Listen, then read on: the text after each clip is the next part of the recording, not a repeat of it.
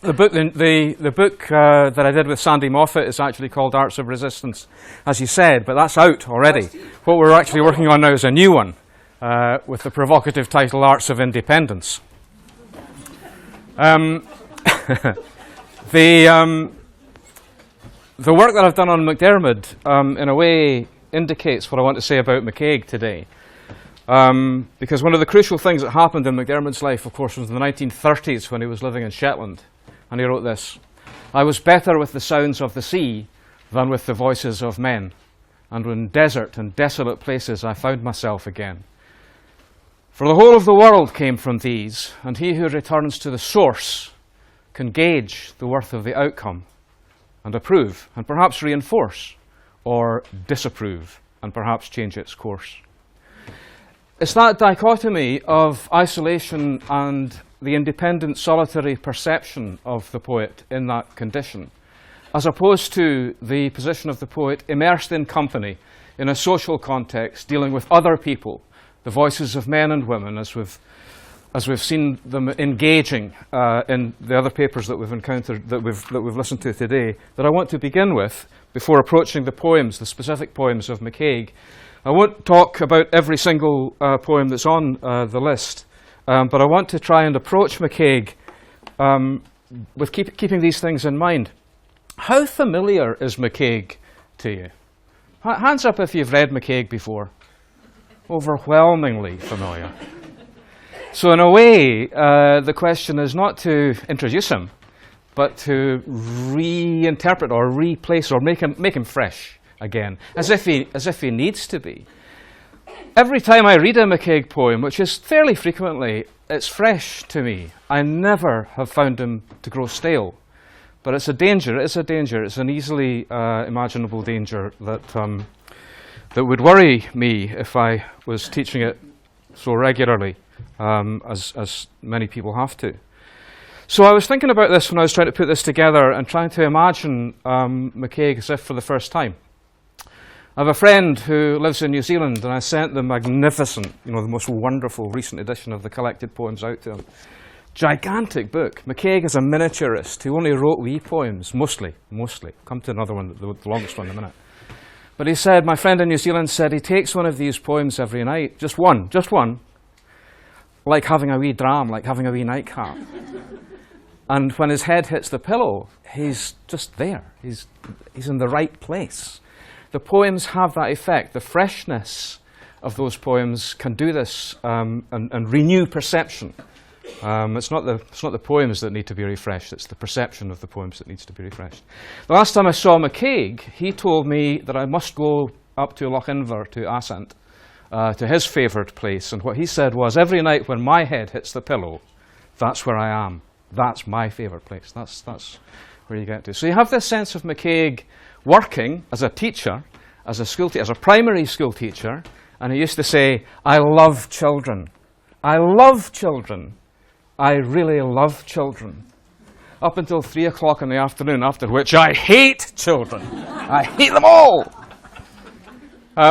He didn't, of course. I mean, I think one of the key things that comes through in various tributes that have been written about McCaig is that he talked to children and young people generally on an equal footing, independently, because the work of the imagination and that freshening that I mentioned a moment ago is something which children most often do, most easily, most quickly.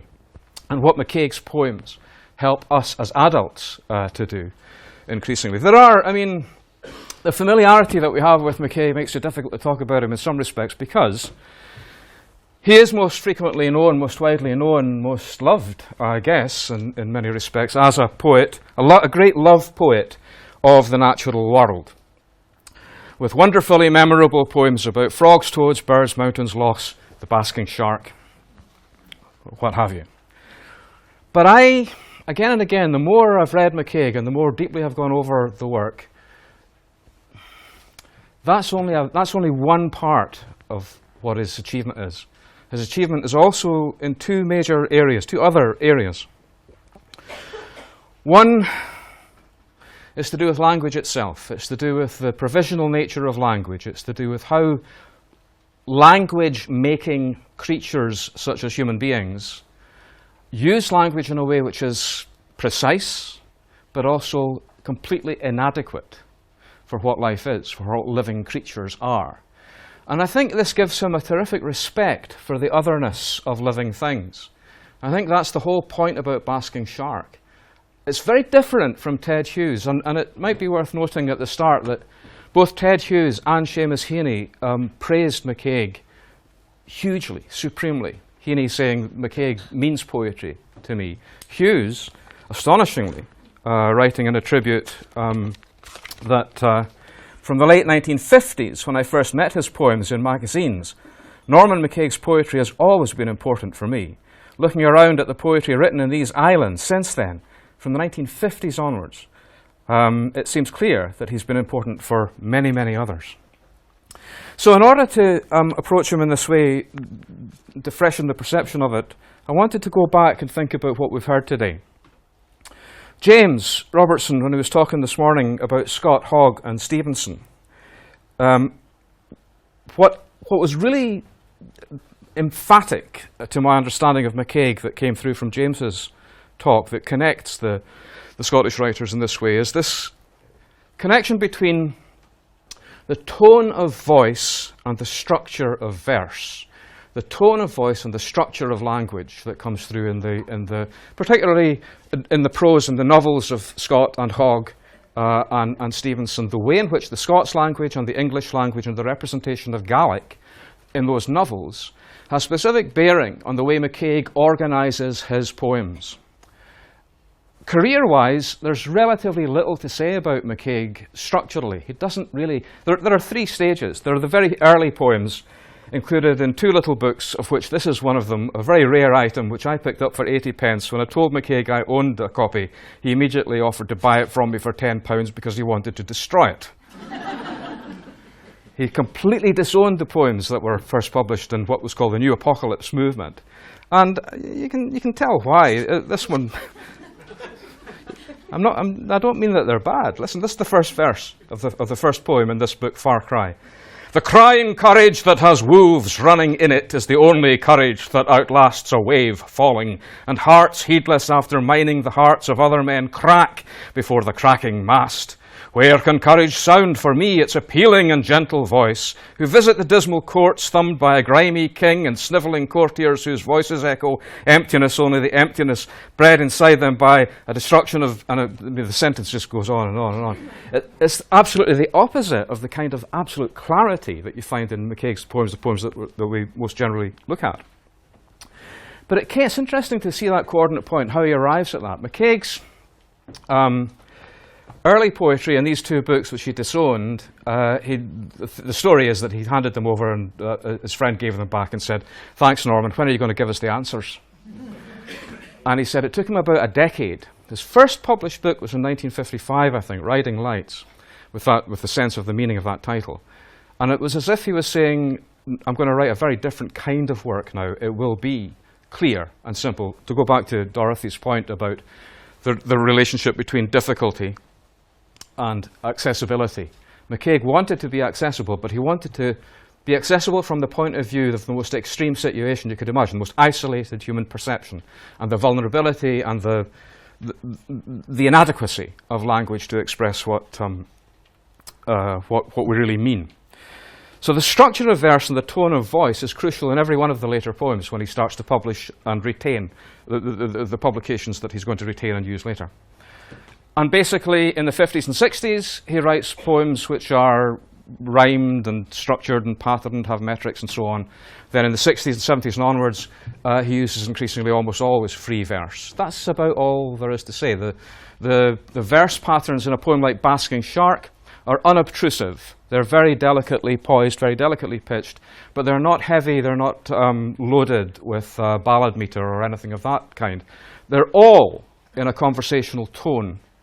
And just for the sake of it, I mean, I use this is a very old one. If you're familiar with it, forgive me if you're unfamiliar with it. I hope it helps. You know the word sift? You know what to do with the word sift? Yes? No? Is this? No? It's just that I still use it. I mean, I still find it helpful for when I teach first-year students, because many of them are scared of poems for whatever reason. They find poems is the most difficult thing to sift. S-I-F-T. Subject, imagery, form, tone. That's it. Subject. Ask what the poem is about in the simplest possible way and answer it in your own words. Answer that question in your own words. What's the subject that's most about? Imagery. What are the pictures, obviously? Form. What is the structure?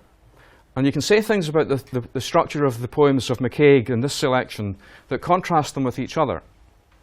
Regular verse structures, rhyme schemes that are clear, but unobtrusive. When you read Basking Shark and see that shark, see the fins moving and then the tail fin following the major fin, the dorsal fin, it's like they're rhymes.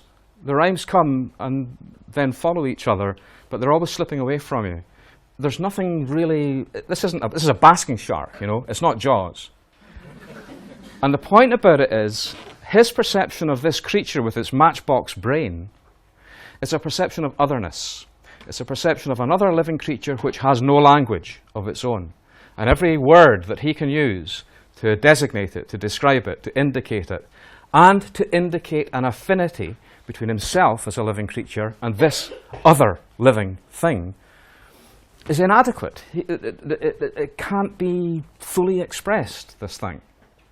And that brings us to, I think it was Carl's reference to the sense of wonder that Adam Smith wrote about in his book about the history of astronomy. I'll come back to that in a moment, but I wanted to thread these things together a wee bit first. That emphasis in the first, and tone, the SIFT, tone of voice. Nobody writes more accessibly than McCaig.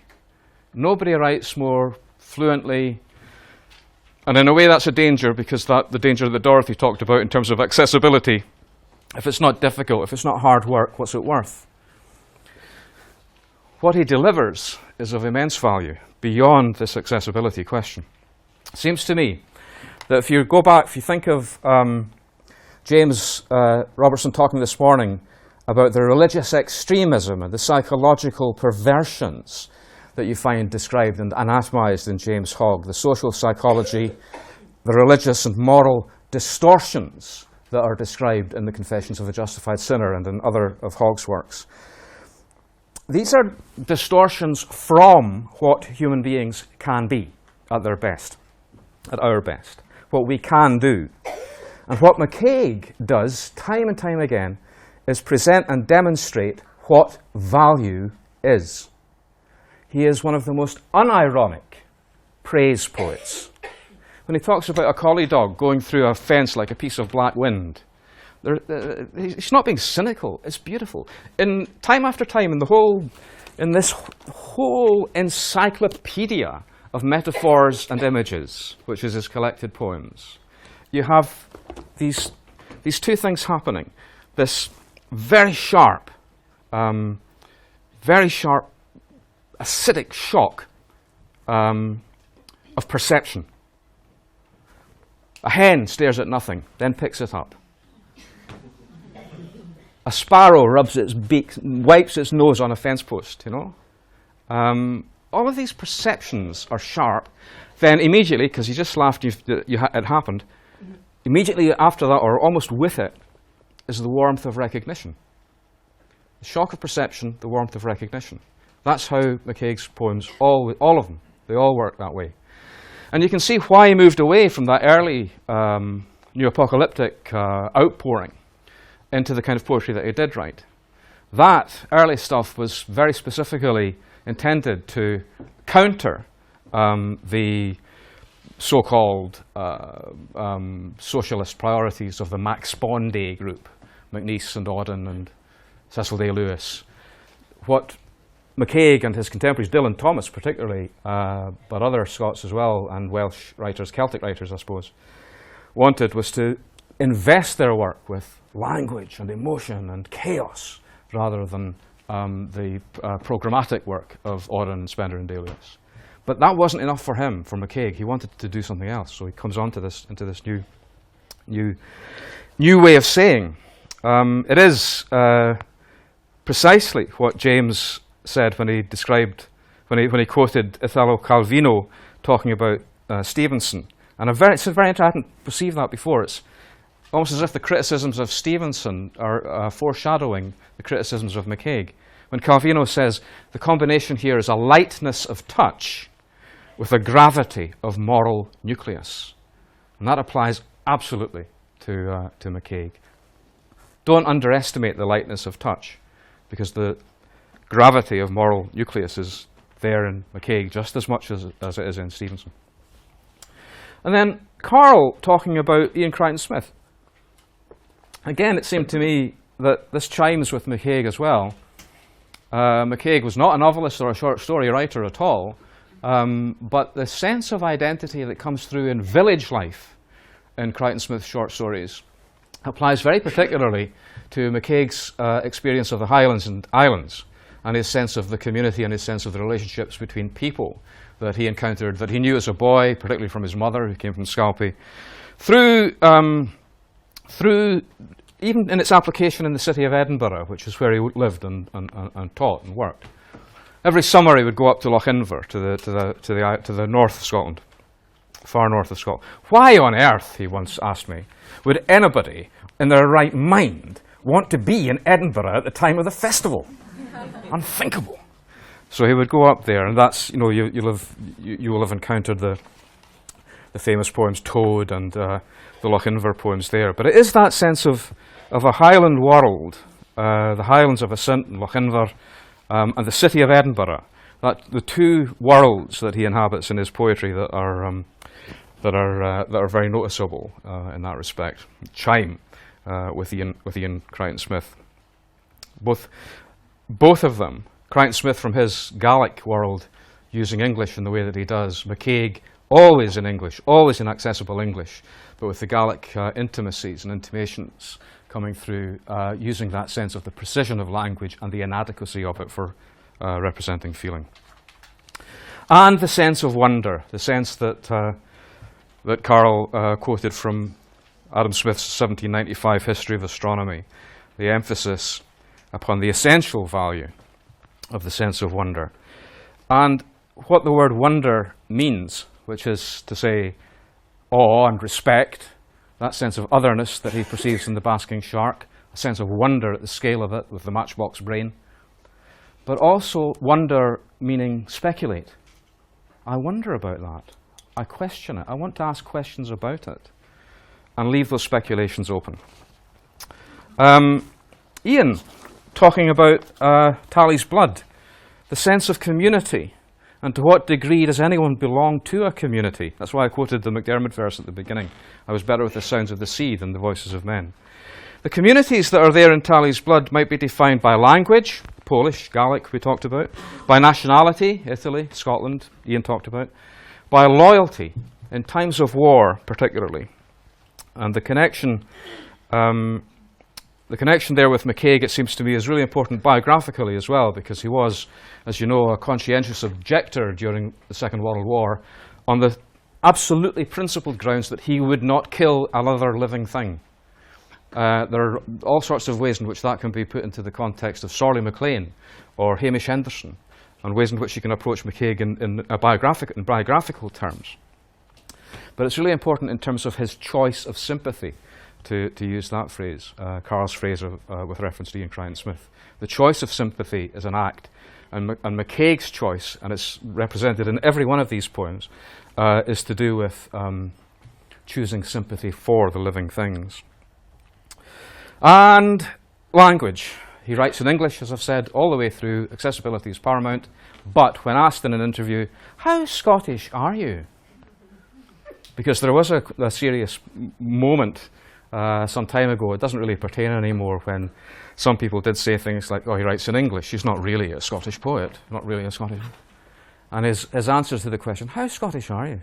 100%. Okay, and then finally, just to note, well, we've mentioned it really, Dorothy's reference to the question of accessibility and the value of the inexplicable. The inexplicable is always there in McCaig's poems. Sometimes it's a source for wonder, sometimes it's a source for deep. Well, regret is too simple or shallow a word, really. It's a source of grief. And you find this in some of the poems that are there in the list, and some of the poems that you should have on the handout. If I made 180 copies, but if you haven't got one, could you share one, please? Because I want to refer now to a few of these poems in a bit more detail. Let's start. I want to start with a poem which is a poem of grief, but also of anger. And that's the poem called Aunt Julia. Very familiar poem, I'm sure, to everybody. But I want to connect it to the poem called Memorial, and then to go from there to the sounds of the day.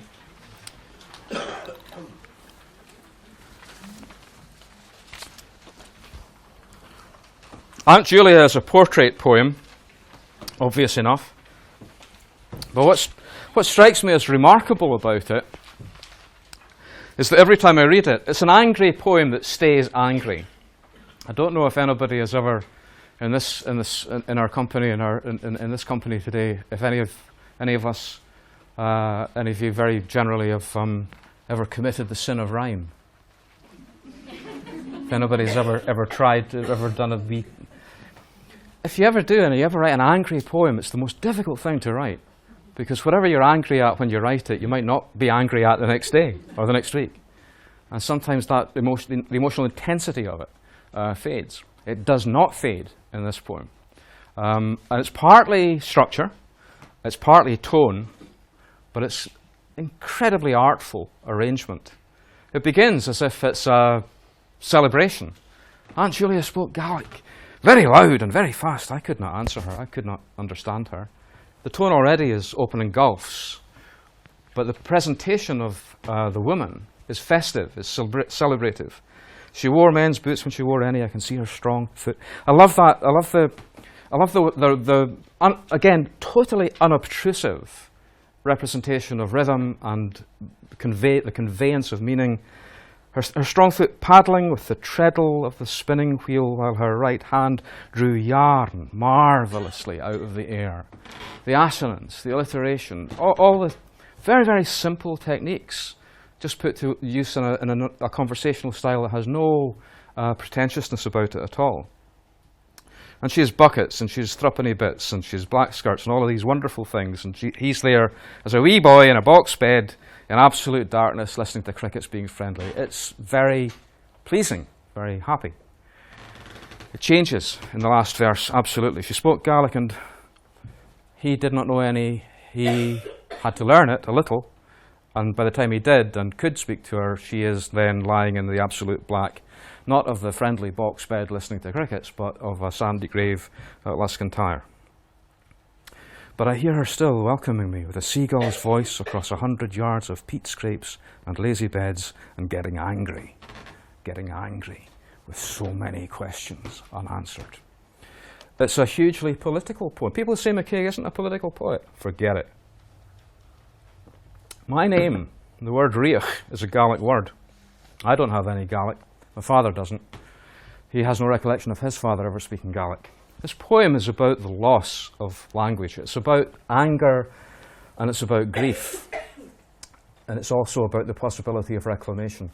The longest poem that he ever wrote, which is, I've given you the copy of the full thing there, slightly off the edge in terms of the photocopy, but you can read it later. A man in Assynt takes him to this Lochinver area, and he describes the whole geographical history of the place and the loss of people, of their language from that area.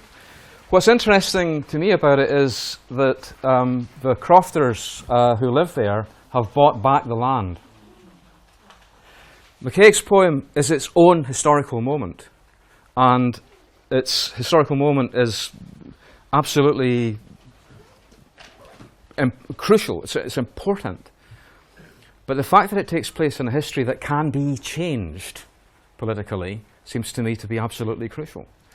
And what has happened in Assynt and Lochinver, despite various qualifications that one could make, is an answer now, in the present, to the kind of grief, anger, tragic vision that you get in Aunt Julia and Two Thieves, the poem alongside it.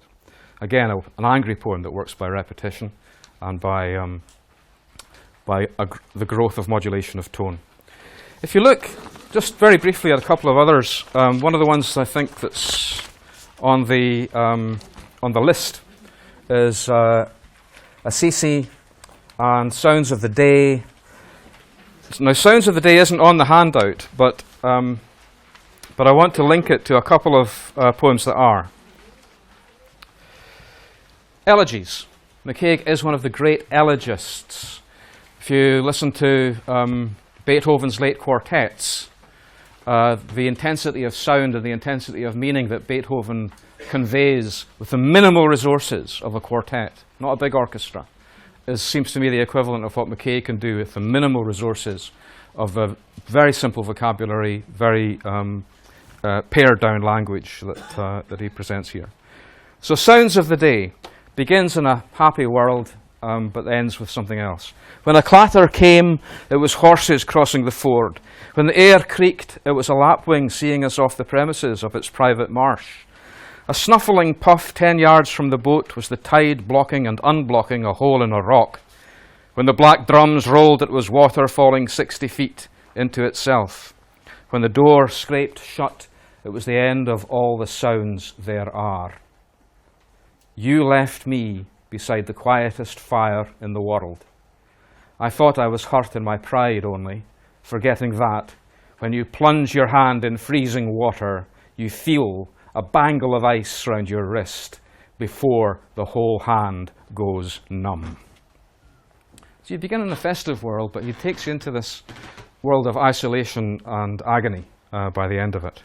He does this through this use of language, which I think is absolutely central to his whole achievement. If you look at the poem, it's on the handout, called Limits, links to that. So far as we know, a dropped jar smashes without noticing it. Trample a flower, it dies with no malediction. Is the noise made by a star as it burns like a heretic in space a noise of agony? 3 terrible things happened to me. I'm here, I survived them. I take this for granted, it's part of my knowledge. But what frightens me is, our knowledge goes so far as we know, only so far as we know. And I think, when molecules jump from one figuration to another, they may not go hallelujahing into heaven or howling into hell, but water becomes ice. How does the I mean, it's, all poetry, all literature works by metaphor, you know? But very often the literal is the enemy. But here you've got a poet who's negotiating metaphor and literal reality to present you in the most accessible and simplest language, something that absolutely freshens your perception in that way.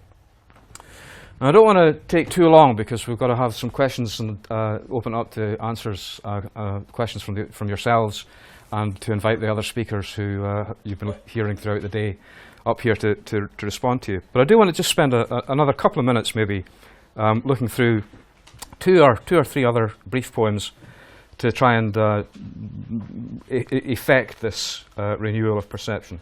Stay on that page for a minute. Think of what we've just encountered in terms of the specific references to... There's a poem called Visiting Hour, which... You've read Visiting Hour, haven't you? Yeah, okay, well...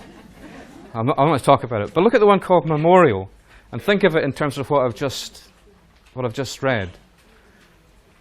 Everywhere she dies, everywhere I go she dies. No sunrise, no city square, no lurking beautiful mountain, but has her death in it. The silence of her dying sounds through the carousel of language. How do words help? Words always help. They do. Someone dies, you write a card or a letter or talk to someone. Sometimes, I mean, I've been in a situation once, remember, where a friend, his wife died very, very young. I was literally speechless. I didn't know what to say.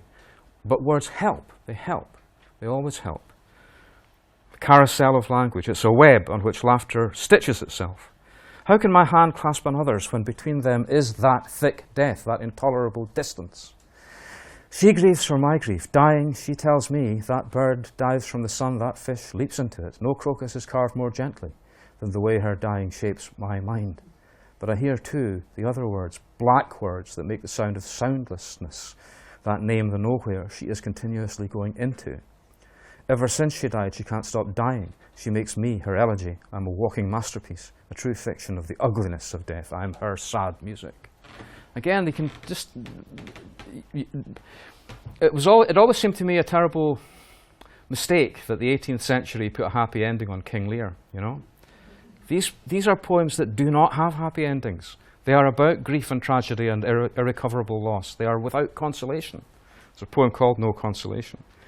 But let me offer finally what I've been trying to do while I've been looking at one or two of the poems that are on the text list.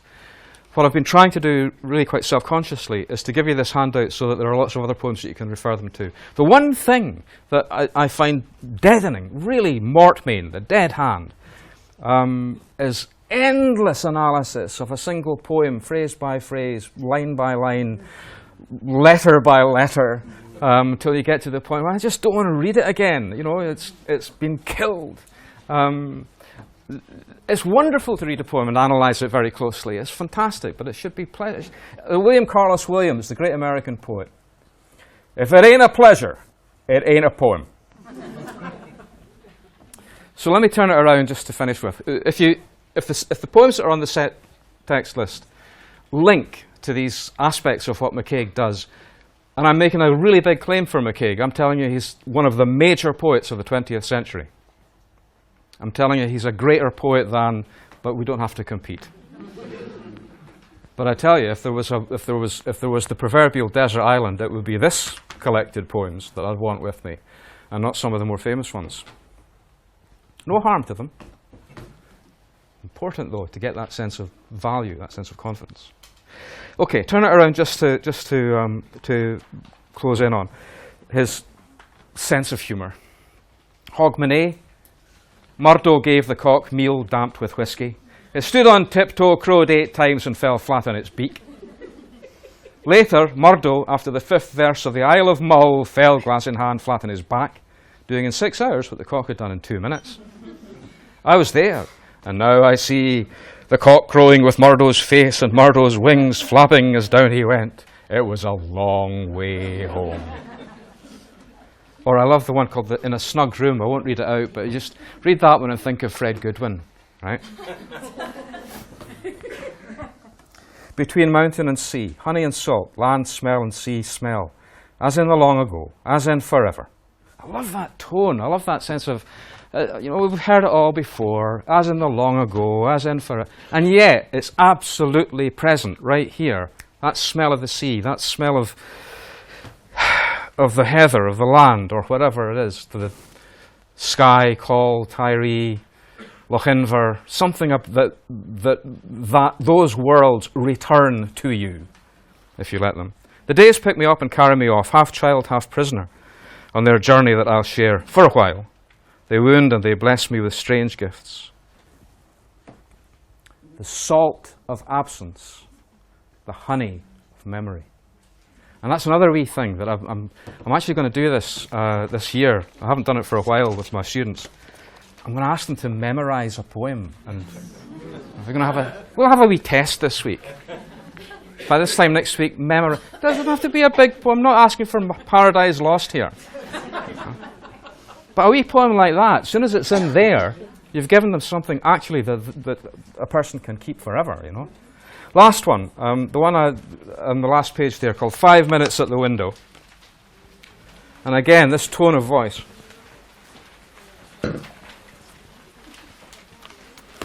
We've been to the Highlands, we're in the city now. It's on the last page of the handout. A boy in loops and straights skateboards down the street. In number 20, a tree with lights for flowers says, "It's Christmas." The pear tree across the road shivers in a maidenly breeze. I know Blackford Pond will be a candelabra of light. A seagull tries over and over again to pick up something on the road. Oh, and nobody else would write a line like that. Only Norman McCaig would write a line, "Oh, the motor cars."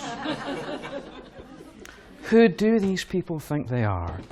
Driving up and down on roads in motor cars. Where do they think they're going? And what for? What is so urgent and important that you can't just look at the window for 5 minutes and see these things? And a white cat sits halfway up a tree. Why? But this is the point, and it's like, I mean, Very familiar, you know, a poem like Toad is very familiar, and you put the jewel in the skull and a jewel in the dark, the radiance is in the darkness, the dark place of his own mind. Again and again, you get this in a fresh and a sharp way, if you let it. The whole point of this poem, 5 minutes out window, trivia, is to remind us of the virtues of peace. Why we are here, what we can do with ourselves when we're not having to rush around in motor cars. Trivia. What are trivia? They've blown away my black mood. I smile at the glass of freesias on the table.